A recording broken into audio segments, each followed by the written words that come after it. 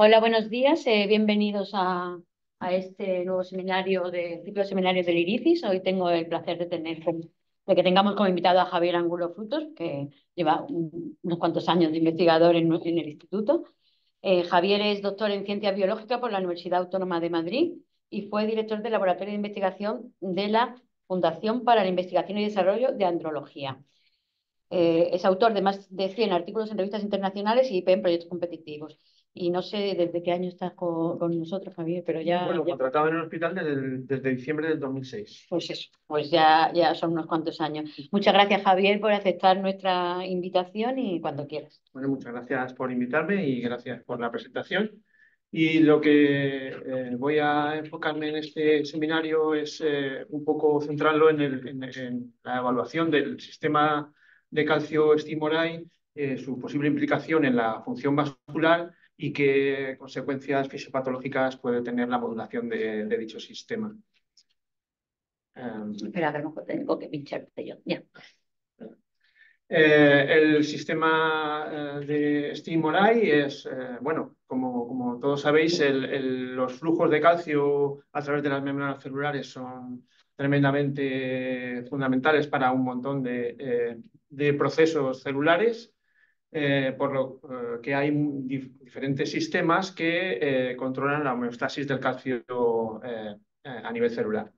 Uno de esos sistemas es el que se conoce como la entrada de calcio operada por reservorios, más conocida por su denominación en inglés Stored Operated Calcium Entry. Y dentro de este sistema, unos actores fundamentales están compuestos por el canal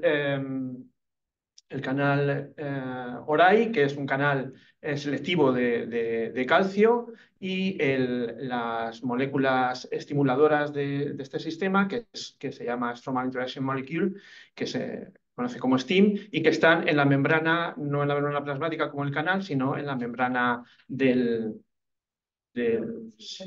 Oh, bueno, perdón. si no lo miro Perdonad que hemos tenido un problema con...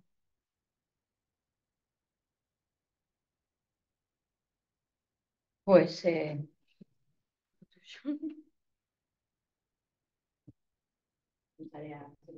Bueno, como os iba diciendo, pues este sistema funciona de la siguiente manera, y es que cuando se produce un vaciado de los reservorios intracelulares de calcio en el retículo endoplásmico, o en el sarcoplásmico cuando nos referimos a músculo, cuando se produce ese vaciado, se produce una oligomerización de las moléculas estimuladoras del STIM, que hacen que tenga una conexión con los canales ORAI en la membrana plasmática, y hace que estos se abran y entre calcio a nivel citosólico. Esta entrada de calcio pues, puede tener muchos efectos funcionales en las células. En el caso que nosotros nos centramos, que es el territorio vascular, pues pueden tener influencia sobre la proliferación, en la migración y, por tanto, en el remodelado vascular. Y quizá también podría tener una implicación en lo que es la regulación del tono vasoconstrictor.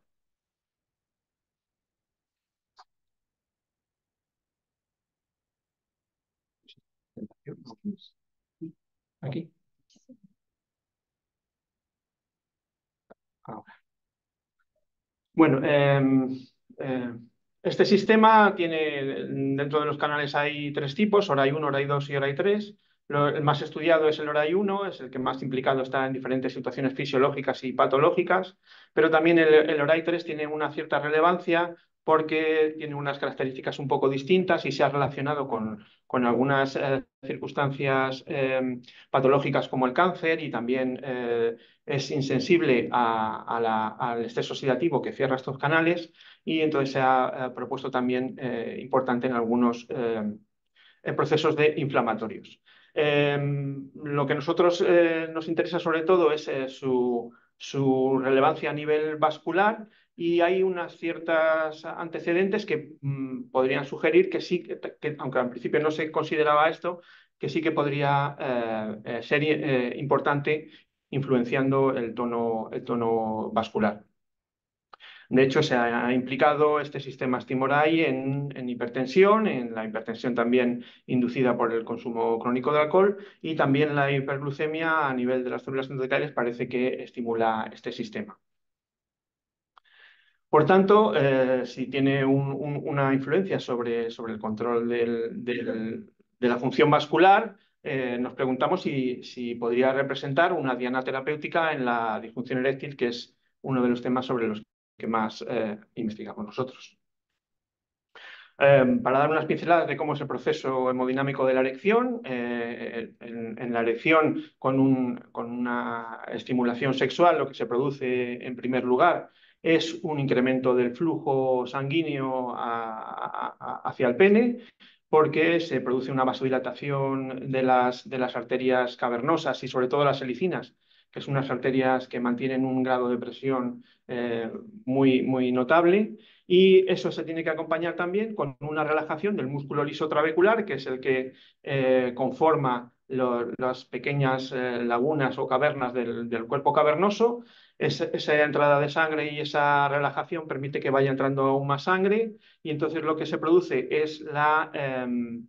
la compresión de las venas subtunicales contra la túnica albuginea, que es una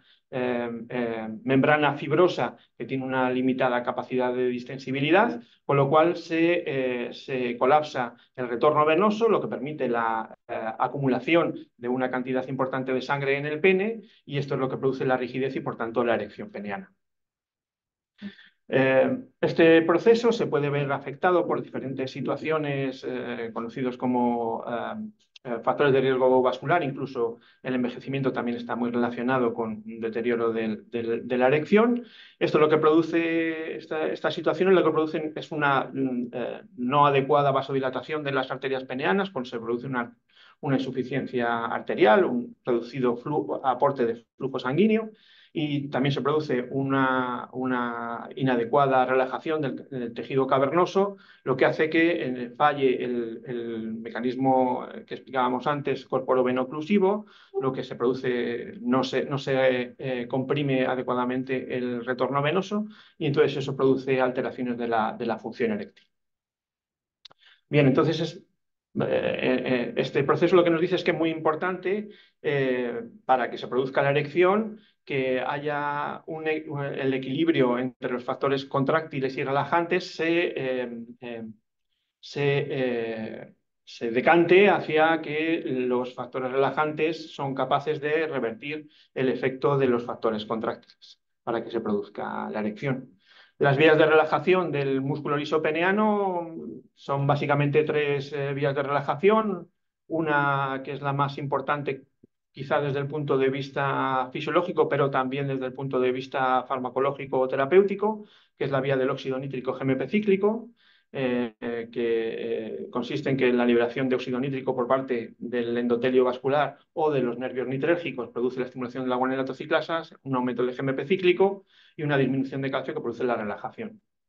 Esta disminución de calcio también se puede realizar a través de un fenómeno de hiperpolarización, que es sobre todo dependiente del endotelio y que tiene más relevancia en las arterias peneanas de pequeño calibre que en el propio cuerpo cavernoso. Y por último también es una importante vía la vía del AMP cíclico, que aunque desde el punto de vista fisiológico no está muy claro su relevancia, sí que tiene también un papel importante dentro desde el punto de vista farmacológico, ya que algunos tratamientos también actúan sobre esta vía. Un poco para poner en contexto qué es lo que hacemos nosotros, sobre todo nos enfocamos en lo que es la evaluación funcional, y para la evaluación funcional pues lo que utilizamos son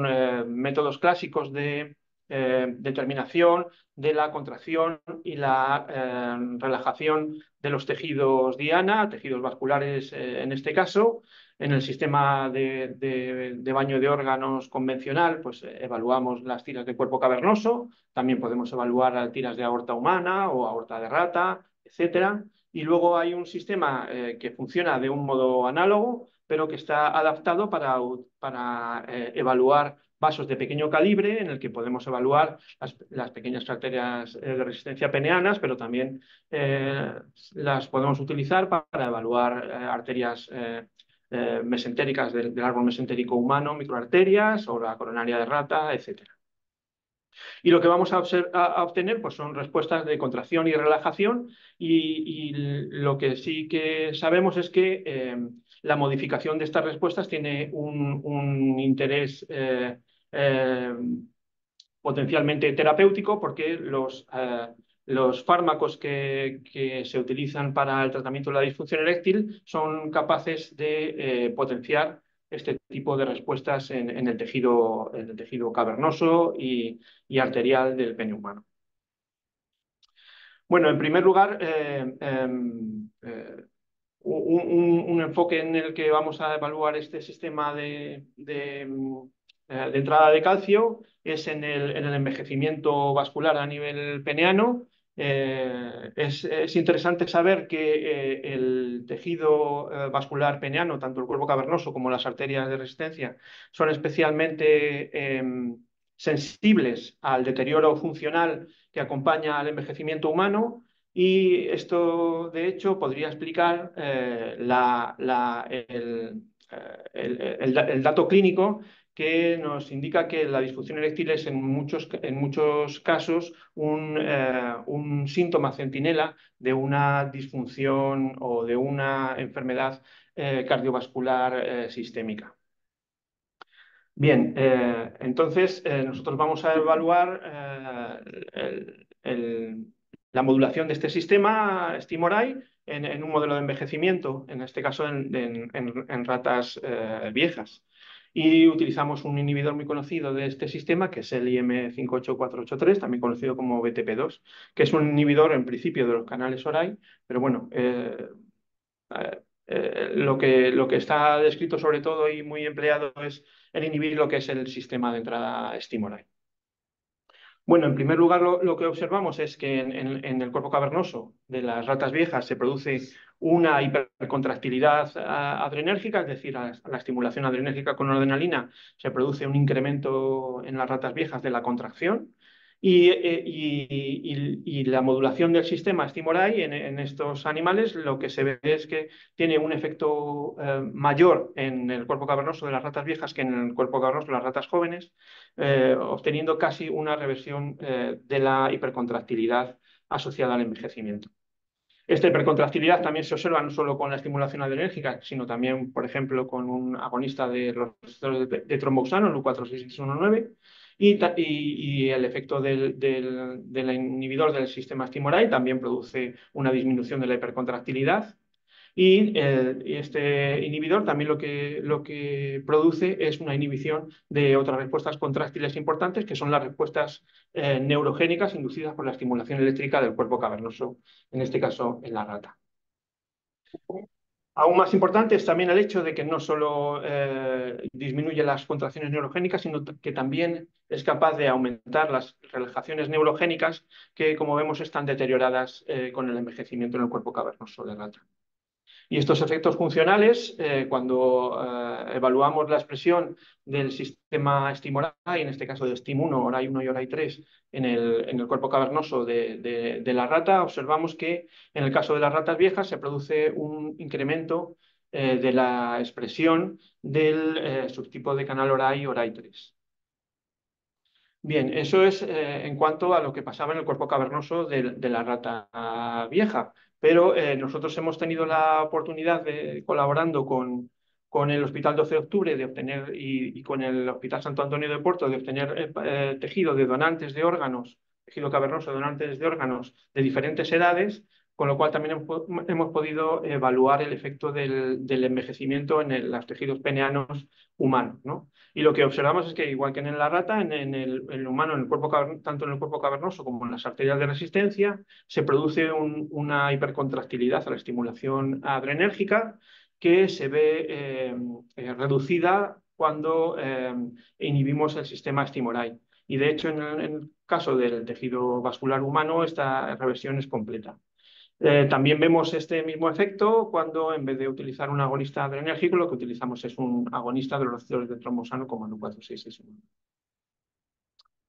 En cuanto a la expresión de este sistema en el tejido cavernoso o en el tejido peniano humano, lo que vemos es un aumento de la expresión de ORAI3 también en el tejido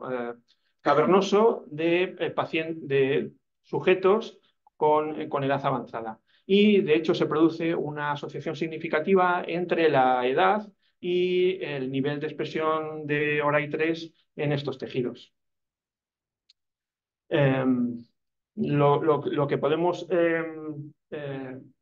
concluir de estos experimentos que llevo mostrados es que el sistema Stimoride parece hiperactivado en el territorio vascular peneano con el envejecimiento, que es un factor importante en el desarrollo de disfunción eréctil, pero otro paso que queremos ver es si realmente en situaciones patológicas ya, como la disfunción eréctil, este sistema también podría estar implicado de alguna manera.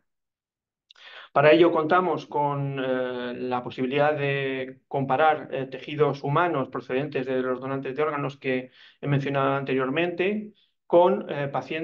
tejidos procedentes de pacientes con disfunción eréctil a los que se le pone una prótesis peneana y el cuerpo cavernoso que se retira, pues lo podemos evaluar. Comparamos estas dos poblaciones que además de disfunción eréctil, pues bueno, también se diferencian en que tienen un mayor número de factores de riesgo cardiovascular, como es habitual en las poblaciones de pacientes con disfunción eréctil. En los tejidos humanos, tanto cavernoso como arterias de resistencia de los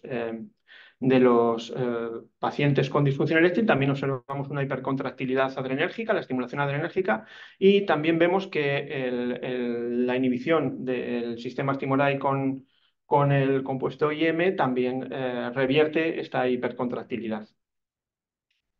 Esto lo confirmamos también con otro inhibidor del sistema Stimoride, un poco menos específico, pero que también se ha empleado como inhibidor del sistema Stimoride y tenía un efecto cualitativamente muy similar al producido por el IM. Y de nuevo también confirmamos que esto no es un efecto que solo tenga que ver con la hipercontractilidad adrenérgica, sino que también observamos un efecto similar en estos tejidos con la estimulación de los receptores de tromboxano. Además, la modulación del sistema Stimoride es capaz de reducir la contracción neurogénica en los tejidos cavernosos humanos de los pacientes con disfunción eréctil y, a su vez, aumentar la relajación neurogénica en estos mismos tejidos. Y de hecho también es capaz de aumentar la relajación endotelial inducida por acetilcolina en los tejidos cavernosos de los pacientes, solo en los pacientes con disfunción eréctil, que como ya sabemos presentan un deterioro de la relajación endotelial. Estos efectos funcionales también se correlacionan con un incremento de la expresión del sistema Stimoride. En este caso, observamos un incremento de la expresión tanto de ORAI3 como de ORAI1. Es decir, los dos tipos de canales se ven sobreexpresados en los tejidos con disfunción eréctil. Bueno, esto nos va confirmando un posible rol potencial terapéutico en la disfunción eréctil de la modulación del sistema de calcio Stimoride. Como hemos dicho antes, la disfunción eréctil es una condición clínica bastante heterogénea en la que hay acompañado normalmente una serie de factores de riesgo vascular que se van añadiendo, además de la edad, etcétera. Pero dentro de lo que es la disfunción eréctil, pues hay diferentes etiologías. Una etiología clara es la presencia de diabetes. La disfunción eréctil diabética es importante porque la disfunción eréctil es muy prevalente entre los hombres diabéticos y de hecho se multiplica por 3,5 veces el riesgo de sufrir disfunción eréctil en hombres con diabetes. Pero es que además, desde el punto de vista clínico, representa una población que es difícil de tratar, porque la eficacia de la terapia convencional con inhibidores PD5, que es la terapia convencional de la disfunción eréctil de forma oral, que son fármacos bastante eficaces. En la población diabética, estos fármacos tienen una eficacia más reducida. Posiblemente debido a que la vía del óxido nítrico gemepecíclico, que es donde actúan estos fármacos, sufre un deterioro muy severo en el caso del tejido peneano de los pacientes diabéticos. Con lo cual, por eso es relevante ver si una modulación del sistema Stimoride también pudiese tener una aplicación en situaciones de la presencia de diabetes. Para ello, primero evaluamos un modelo de rata de diabetes, sobre el que ya tenemos, y bueno, está ampliamente utilizado, que es la inducción de diabetes por una inyección de estreptozotocina, que produce una diabetes tipo 1 por falta de insulina, y ya tenemos descrito que al cabo de 8 semanas se produce un deterioro tanto de la función eréctil como de la función vascular. Bien, en estas ratas, después de 8 semanas de diabetes, lo que observamos es una hipercontractilidad adrenérgica de nuevo, y que esa hipercontractilidad se revierte cuando bloqueamos el sistema Stimoride con IM. Esto se produce también cuando empleamos otro inhibidor, como el 2-APB, y también se produce con la estimulación de tromboxano, que también produce hipercontractilidad en el cuerpo cavernoso de las ratas diabéticas. Asimismo, este sistema Stimoride también en el caso del modelo de diabetes es capaz de disminuir las contracciones neurogénicas, pero en el caso solo de las ratas diabéticas, no afectando a las ratas no diabéticas. Y más interesante es que también, a pesar de que no modula las respuestas inducidas por un donador un donador de óxido nítrico, es capaz de revertir la disfunción endotelial asociada a la diabetes en este modelo, y también aumenta las relajaciones neurogénicas, que también se ven deterioradas en el caso de la rata diabética. Y algo también importante es que la capacidad relajadora de los inhibidores PD5, como el tadalafilo, como veis abajo a la izquierda, que se ve reducida en el caso de la diabetes, la presencia del bloqueo del sistema Stimoride hace que esa eficacia se recupere hasta niveles de las ratas no diabéticas, lo cual puede tener relevancia desde el punto de vista terapéutico. Esto in vitro, cuando lo evaluamos in vivo, la inhibición de Stimoride, lo que observamos es que cuando hacemos una inyección a través de un catéter intracavernosa directamente en el pene, produce una respuesta eréctil, un incremento de la presión intracavernosa, que es incluso mayor en las ratas diabéticas que en las ratas no diabéticas. Cuando evaluamos la administración intravenosa sobre las respuestas eréctiles en el modelo de rata anestesiada por estimulación del nervio cavernoso, que produce un incremento de la presión intracavernosa, lo que observamos, como ya sabíamos, es que las ratas diabéticas tienen un deterioro de esas respuestas eréctiles, que el tadalafilo, el inhibidor de la PD5, tiene un cierto efecto de mejora de esas respuestas, pero desde luego no revierte la disfunción eréctil. La administración intravenosa del bloqueante de estimulante de IM produce per se un cierto efecto de mejora de estas respuestas, pero es importante que la combinación del inhibidor PD5 y del bloqueante de los canales Stimoride produce casi una reversión total de la disfunción eréctil en este modelo de rata diabética in vivo. Y eso lo hace sin tener una influencia destacada sobre la presión arterial o la frecuencia cardíaca, lo cual pues también es importante. Bueno, ¿y qué pasa con el tejido humano, no? Para ello evaluamos, en este caso no estamos ya comparando con pacientes sin disfunción eréctil, sino dentro de los pacientes que tienen disfunción eréctil vamos a comparar aquellos que tienen diabetes o que tienen diabetes o que no, porque el resto de factores de riesgo cardiovasculares son similares en ambas poblaciones y solo se diferencian por el hecho de tener diabetes o no. En este caso, cuando evaluamos la estimulación adrenérgica, no vemos una gran hipercontractilidad en los tejidos, comparando los diabéticos con los no diabéticos, ni en el cuerpo cavernoso ni en las arterias, pero lo que sí vemos es que en los tejidos de los pacientes diabéticos existe un mayor efecto del bloqueo del sistema Stimoride con IM. Y en el caso de la estimulación con tromboxano, que sí produce una hipercontractilidad en el tejido cuerpo cavernoso de los pacientes diabéticos, como ya habíamos ya habíamos descrito anteriormente, el bloqueo del sistema Stimoride sí que revierte completamente esta hipercontractilidad en los tejidos de los pacientes diabéticos. La evidencia funcional, de nuevo, lo que se acompaña con un incremento de la expresión tanto de ORAI1 como de ORAI3 en los tejidos de los pacientes diabéticos. Es decir, aunque ya habíamos visto que en la disfunción eréctil había un aumento de estos canales, cuando comparamos dentro de los pacientes con disfunción eréctil los diabéticos y los no diabéticos, vemos que en los diabéticos se produce un aumento relativo de la expresión de estos canales. Con lo cual, todas estas evidencias nos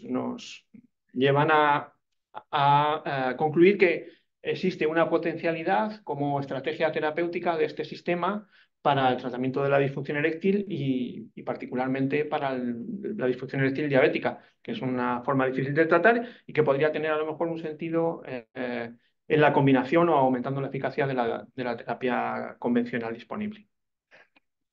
Bueno, esto en lo que se refiere a la disfunción eréctil, al territorio vascular peneano, pero podría tener el sistema Stimoride una implicación en otros territorios vasculares, ¿no? Lo cual tendría otras implicaciones fisiopatológicas a otros niveles, ¿no?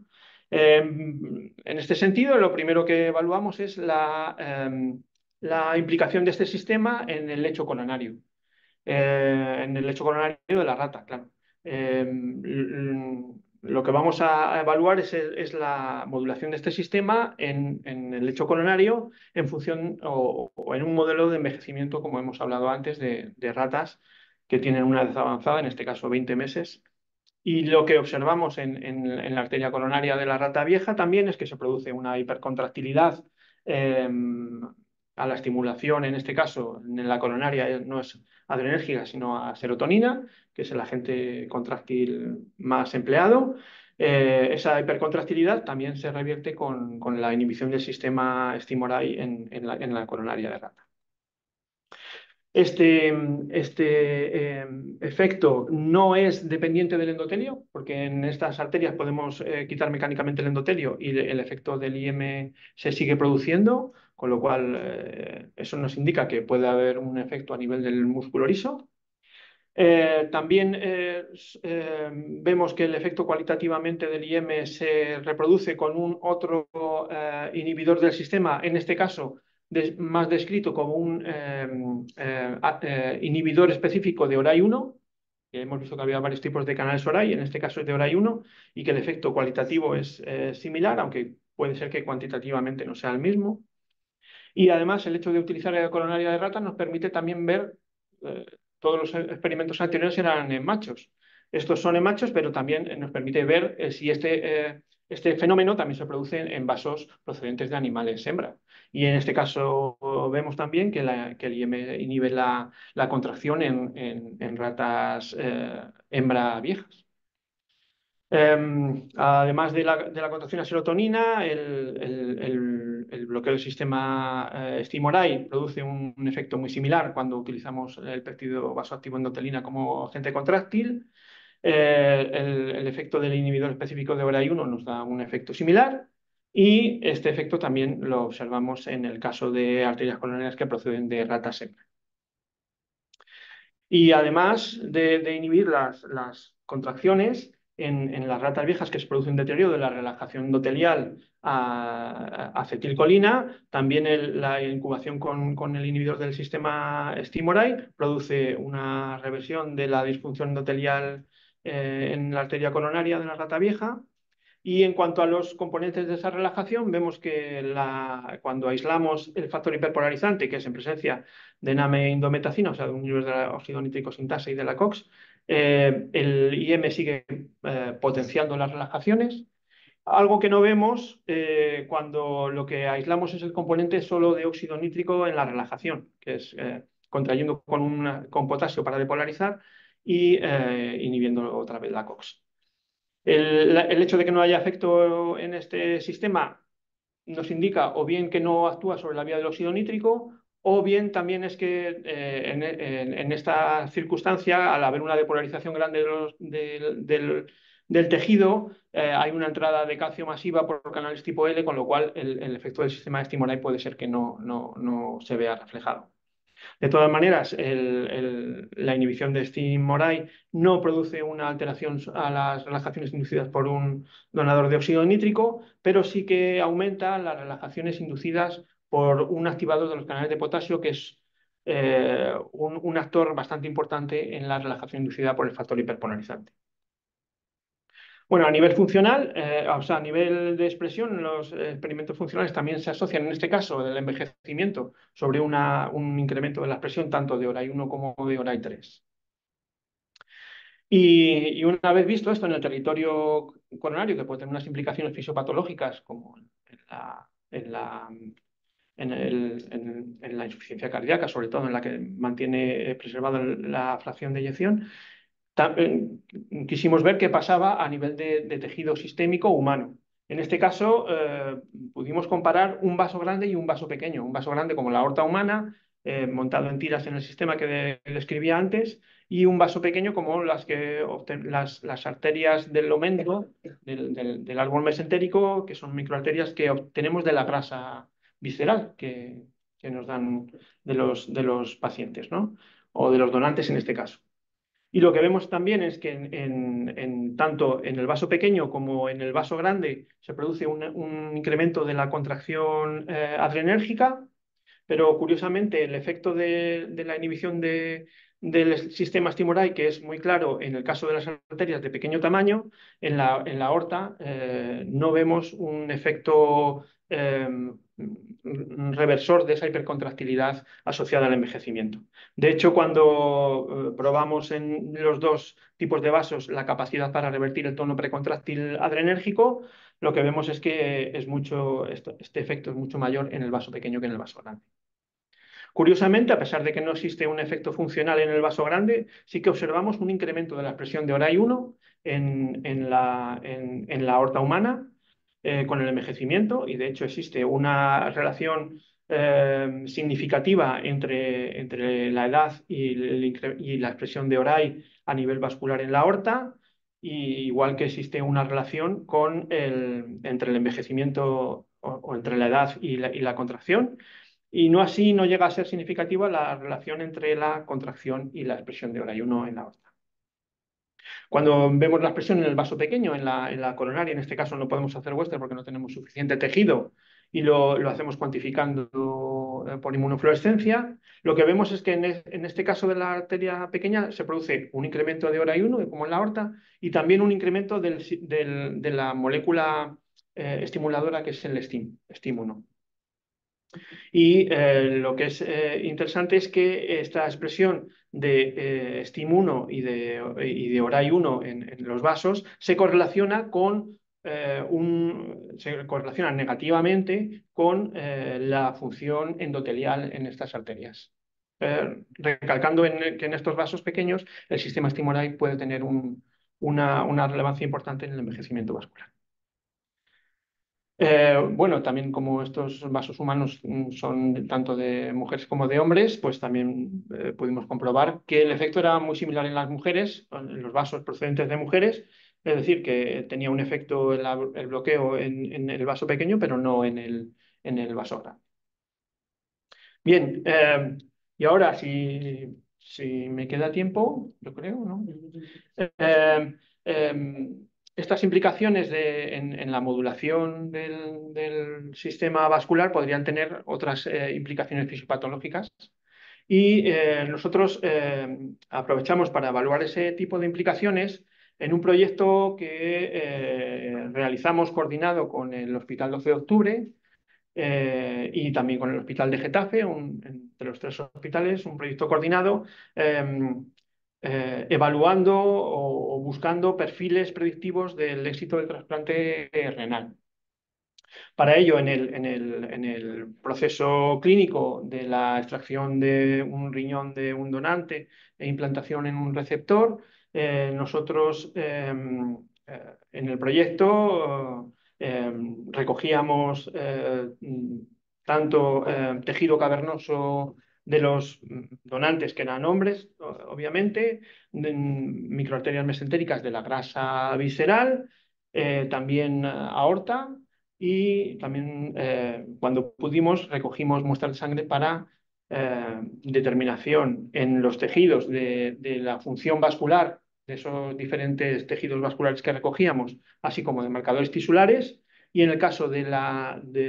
sangre, pues ver si podíamos analizar algún biomarcador que nos pudiese anticipar el resultado clínico que se producía del riñón en el receptor. Bien, pues en este proyecto conseguimos muestras de 60 donantes de diferentes edades, porque en el 12 de octubre hay un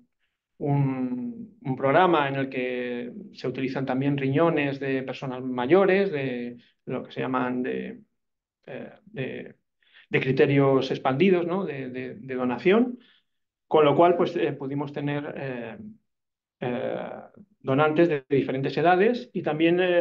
tuvimos muestras de 64 receptores correspondientes. Bien, lo primero que observamos es que la evaluación de la función vascular en los tejidos de los donantes era crítica para ver el resultado, por lo menos hasta un año después de la implantación, del resultado de la función del riñón en el receptor. Es decir, dependiendo de lo bueno que era o la relajación endotelial en las arterias mesentéricas o el cuerpo cavernoso o la contracción en la aorta, dependiendo en el caso contrario, veíamos que los niveles de creatinina sérica del receptor estaban relacionados. Es decir, a mayor relajación del vaso del donante, eh, menos niveles de creatinina sérica en el receptor, a mayor contracción de la aorta, mayores niveles séricos de creatinina. De hecho, se mantuvo la significancia de esta asociación hasta los 12 meses. Lo que nos indica lo importante que es la función vascular del donante, no del riñón en sí, sino del donante a nivel sistémico, para un poco caracterizar el éxito del riñón implantado. Visto de otra manera, aquí seleccionando a los pacientes que tenían una mejor relajación a su superior izquierda, los que tenían una mejor relajación en las arterias mesentéricas a bradiquinina, pues ese cuartil de los pacientes que tenían una mejor relajación tenían unos niveles de creatinina sérica en el receptor significativamente menores. Lo mismo pasaba, pero cuando lo hacíamos al revés, cogiendo el cuartil de menor contracción de la aorta, que también tenía una menor creatinina sérica. Y cogido los datos de otra manera, lo que observamos es que los pacientes que tenían un nivel de creatinina sérica inferior a 1,2, que es, digamos, el estándar de, de, de clasificación en cuanto a la función renal, veíamos que los que tenían niveles de creatinina sérica más bajos tenían una mejor relajación a bradiquinina en las arterias mesentéricas y una menor contracción en la aorta. Bien, eso nos indicaba que la vasodilatación o la función vascular, en definitiva, en el donante es crítico para establecer o establecer el riesgo de una buena función en el riñón implantado en el receptor, ¿no? Pero claro, lo ideal sería encontrar biomarcadores que se asocien con esa función vascular y que nos puedan indicar qué es lo que va a pasar en el receptor. Entonces, evaluamos algunos biomarcadores típicos de función vascular como la arginina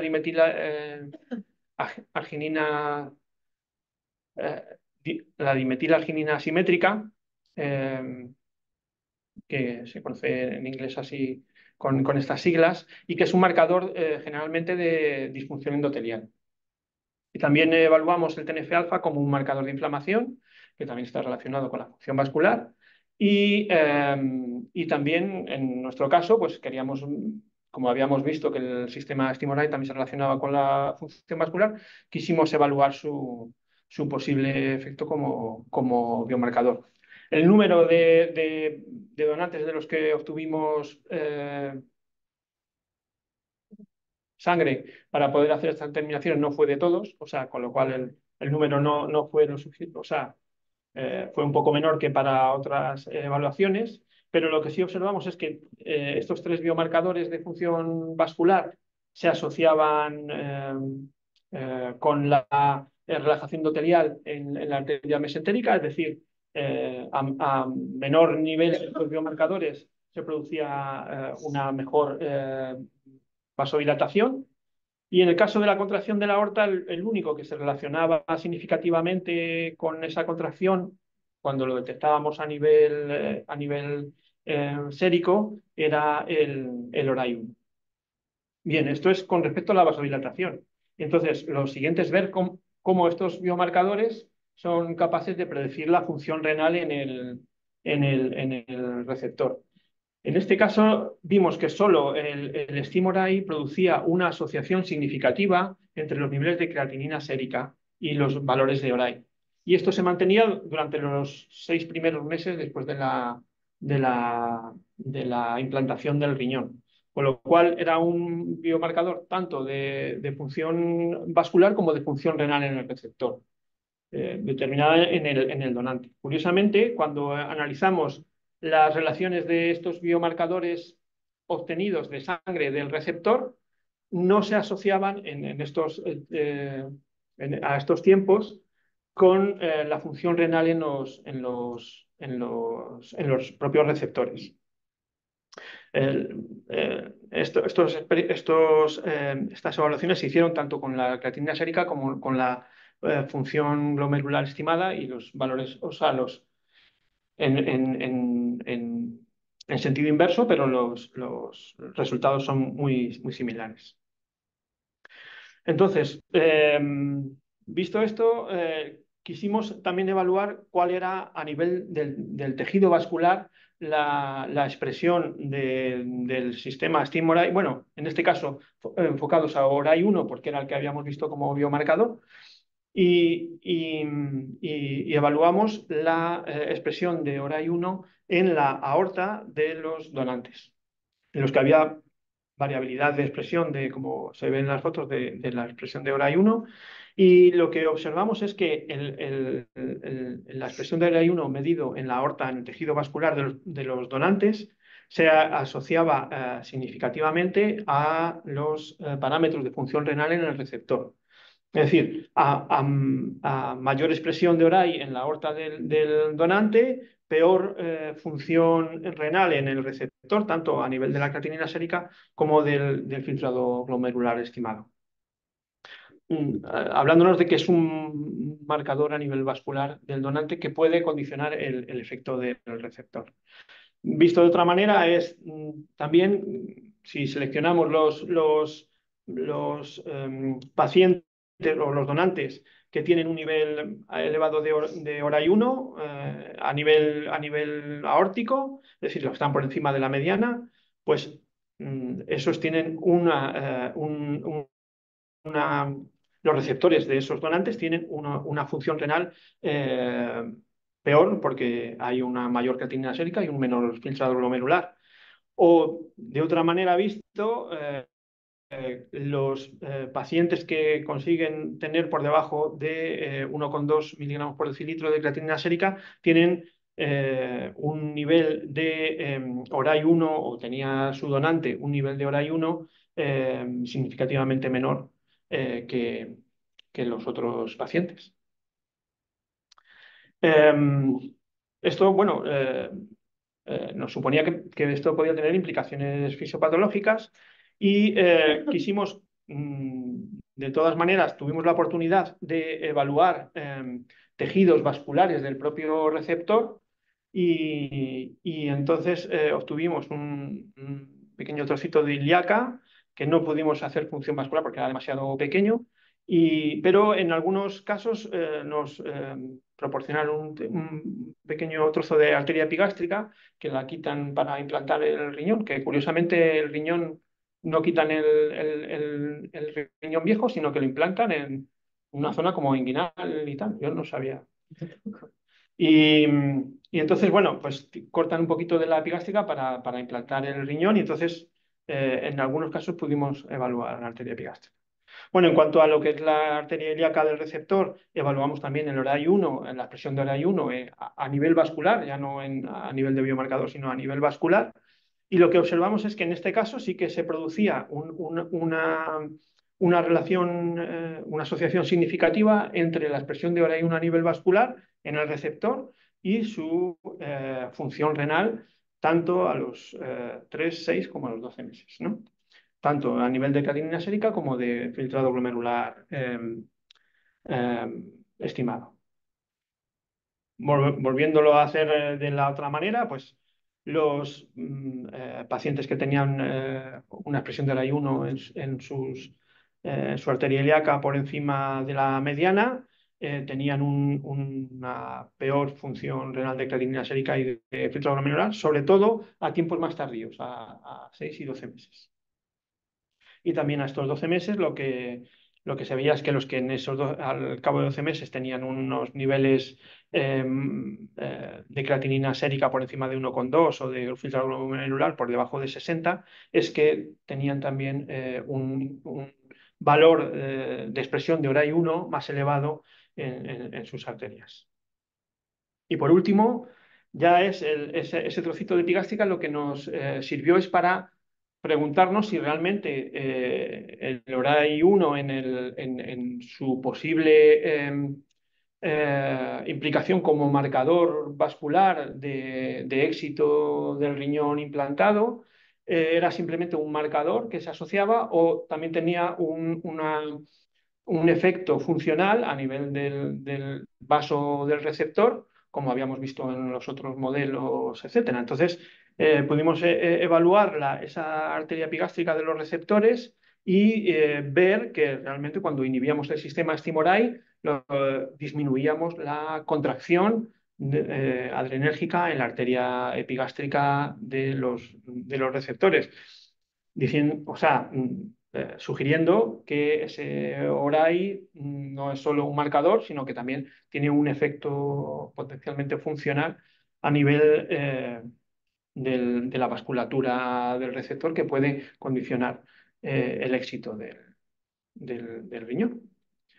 Y bueno, nada, simplemente ya para terminar es agradecer a todos los colaboradores, porque obviamente este trabajo pues solo se puede hacer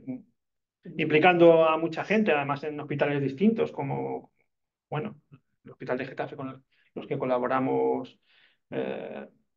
mucho, con el 12 de octubre también, que han sido muy importantes y seguimos colaborando también con algunos urólogos del Puerta de Hierro y también con un colaborador muy, muy entregado del Hospital Santo Antonio de Puerto, que llevamos muchísimos años con ellos colaborando. Y bueno, pues agradecer a todos eso, el hacer posible el trabajo.